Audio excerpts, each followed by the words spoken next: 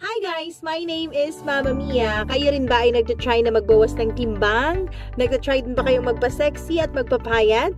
Ginawa niyo na ba ang lahat ng pwede niyong gawin pero parang wala pa rin nangyayari? Nako, don't worry dahil ako din naman ay may mga ginawa ako dati na akala ko ay tama pero mali pala at yun pala ang nagpipigil sa akin para ma-reach ko yung weight goal ko, 'di ba? Please click the subscribe button and hit the notification bell para naman updated kayo sa lahat ng uploads ko in the future. A few moments later.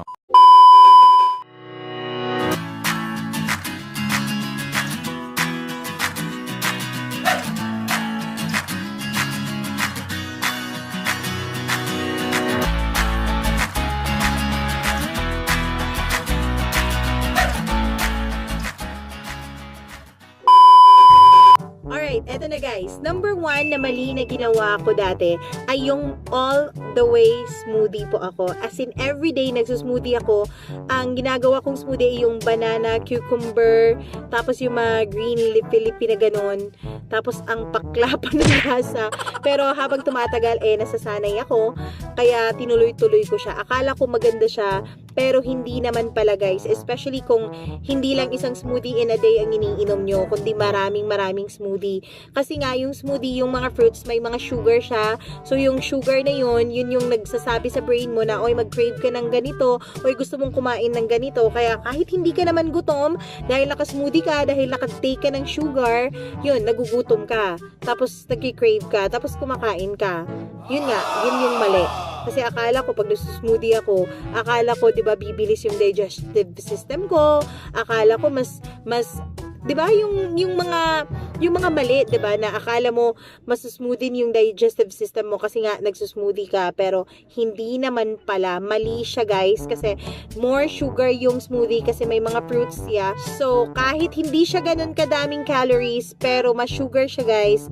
So nag-crave ka, nagugutom ka, kaya kumakain ka. So yun ang mali. Mali na dependent ka sa smoothie. So, mali yun. Number 2 na ginawa kong mali ay nagba-black rice ako. Hindi nga ako nagwa-white rice, guys. Hindi ako nagba-brown rice. Nagba-black rice naman ako. Kasi nga, sabi ni Maring Google na yung black rice ay maganda sa katawan. Kaya, ayun. Diba? Nagba-black rice ako kahit medyo may kamahalan siya. Almost 150 yung isang kilo. Pumikit ako doon. Ginastusan ko yun kasi akala ko yun yung magkapagpapapayat sa akin. Kasi naging effective naman siya ng 2 months.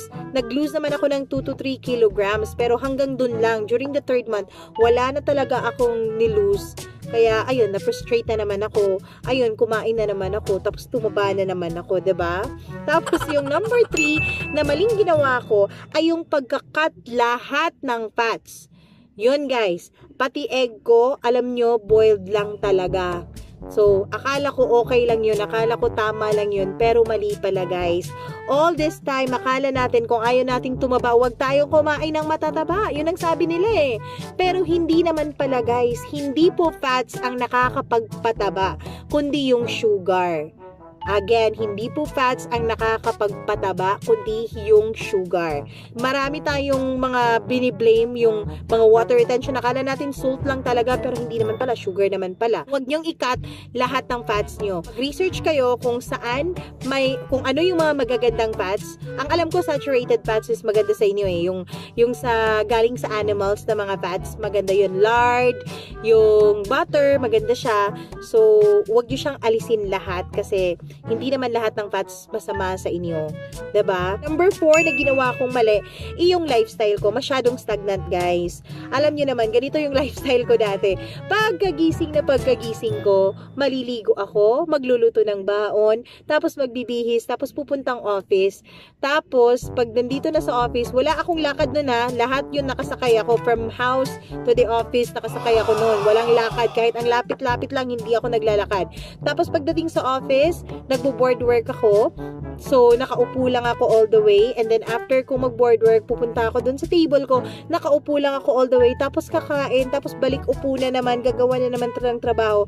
Tapos, kakain na naman ng snacks. Tapos, akala ko healthy snacks kasi nga saging. Yun pala, sugar din yun. Carbohydrates din yun. Tapos, yun. Uupo na naman ako ulit hanggang sa mag-uwian. Tapos, sasakay na naman ulit. Pagdating sa bahay, kakain and then matutulog na. So, masyadong lazy yung araw ko. Masyadong walang activity. Wala talagang activity. Hindi mo masyadong walang activity. Wala talagang activity. So, yun ang mali.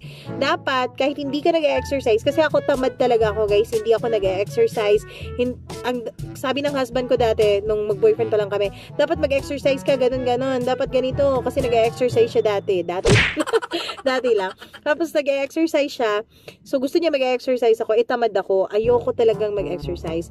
Pero ngayon, may ginagawa ako. Pag, yung routine ko ngayon, pagising ko ng umaga, magluluto ako ng baon, tapos maliligo, tapos magbibihis, tapos pupuntang office. Pero pagdating ko, kahit malayo-layo pa ako sa office, pumapara na ako, dito lang kumanong, tapos maglalakad na ako papuntang office. That's 10 minutes walk. So, pagdating ko naman sa office, magbo-board work ako during commercial break or during may mga songs pa, kasi DJ ako. During may mga songs pa, naglalakad-lakad ako. Then, after that, naglalakad din ako para bumili ng kung ano-ano. Like, pandagdag ko yun dun sa baon ko, mga gulay-gulay, ganon. Naglalakad din ako. Parang all in all, in a day, naglalakad ako ng almost 30 minutes to 1 hour. So, parang okay na rin yun kaysa sa wala. Kumbaga, that's 6,000 steps a day. Dapat sana 10,000. Pero talagang tamad ako. Susubukan ko. Susubukan ko yung 10,000 na yan. Tapos, ang number 5 na alam na ngayon ko lang na-discover na mali siya is not getting enough sleep. Kagaya nyo guys, mahilig ako sa movie, mahilig ako sa K-drama, mahilig ako sa cellphone ko, mahilig ako mag-scroll ng Facebook, mahilig ako mag-YouTube ng ganon. Kaya hindi ako makatulog ng maaga. So yun nga, natutulog ako ng mga 11 or 12, tapos nagigising ako ng mga 5 or 6. Ganon. Hindi pala enough sleep yun. Dapat 8 hours. Tapos, dapat by 10 p.m., as much as possible, by 10 p.m., dapat natutulog ka na kasi yung body mo, nagre-repair siya start 10 p.m. to 4 a.m. So, dapat yung mga panahong yun, tulog ka dapat. Kaya sabihin mo na, ay, nagsi 6 hours naman ako pero 12 midnight ka nang natutulog. Kaya ko, 12 midnight tapos nagigising ako ng 6 a.m. Pagising mo, puyat ka pa rin. Kasi nga, hindi fully recharged, hindi fully repaired yung katawan mo. Kaya dapat, ngayon, simulan mo ngayon, by 10 p.m., subukan mong matulog ka na. Okay? Huwag ka nang magsi-cellphone. Dapat tanggalin mo na yan. Dapat bukas na yan. Tapos yung trabaho, kung hindi naman yan overtime, huwag ka masyadong pasipsip dun sa work na yan. Wala rin namang mangyayari. Ganon. So, matulog ka guys, para yun sa sarili mo. And then, may nabasa nga pala ako na the more ka magtatagal, the more late sleeper you are, the more na magiging mas maikli yung buhay mo. O, tingin ko totoo yun guys. Kasi naman, 'di ba? Sleep talaga ang pinaka-importante. More important than meals ang sleep. So dapat may enough sleep ka in a day. And then last but not the least na ginawa kong mali yung stress. Oo. Hindi naman talaga natin maiiwasan yung stress. May stress sa trabaho, may stress sa biyahe. Lalo na ako, nagbabiyahe ako ng 1 to 2 hours in a day. Papunta pa lang yan ng office, tapos may pabalik pa. So, 2 to 4 hours in a day ako nagbabiyahe. So, medyo stressful talaga. Pero, lahat ng stress po, guys, ay nasa mind mo lang. Nasa isip mo lang yon. So, anong gagawin mo para ma-distress ka? Gawin mo kung anong gusto mo. Example, kung gusto mong mag-meditate, gusto mong maglakad-lakad, yun, nakakawala din ng stress ng walking, guys. So, kailangan mo rin mag-walk, kailangan mo rin maglakad, mag-exercise ng pakonti-konti, tapos smile, tapos isipin mo lang lahat ng problema, lahat ng stress, dumadaan yan, huwag mong ilagay sa utak mo kasi pag nilalagay mo sa utak mo, yun, isa din yun sa dahilan kaya hindi ka nakakatulog ng maaga. So, dapat guys, diba, yun yung mga mali kong nagawa na tinama ko during mga April ko sigurong sinimulang tinama. April 2019. Ano ngayon? August 2019. So, ito yung naging resulta. Kung makikita nyo yung mga wedding pictures ko, hindi ako payat doon. Ang taba-taba ako. Sana nga, sinabi ko sa husband ko, sana nga ganitong panahon na lang tayo nagpakasal para medyo payat-payat naman ako sa gown ko. So, makikita nyo yun sa Facebook, facebook.com/mamamiacdo. Tingnan nyo yung mga pictures ko doon.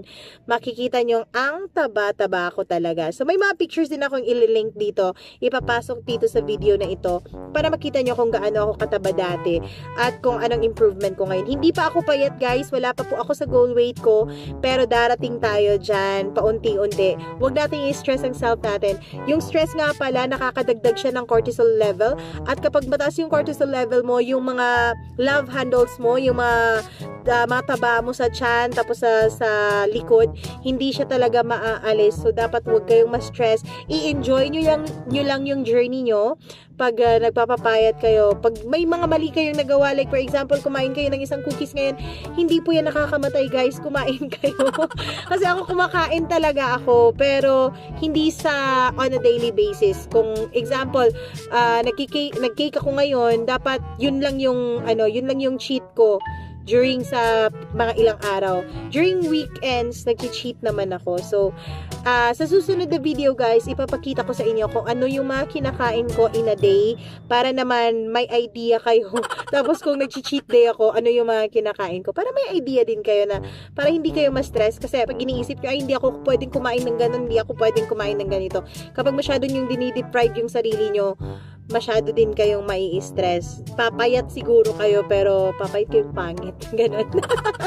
Anyways, yun lang nga lahat guys. So kung meron pa kayong mga tanong, don't forget po kung may mga nakalimutan ako or ikaw, kung pumayat ka na tapos may mga mali ka rin ginawa na hindi ko nasabi sa video ito, please comment down below. And don't forget po na i-subscribe na ang aking channel and then i-like ang video ito at saka i-share sa mga taong nagbabalak na magbawas ng timbang. This has been your Mama Mia po. I'll be back sa susunod na video. Bye!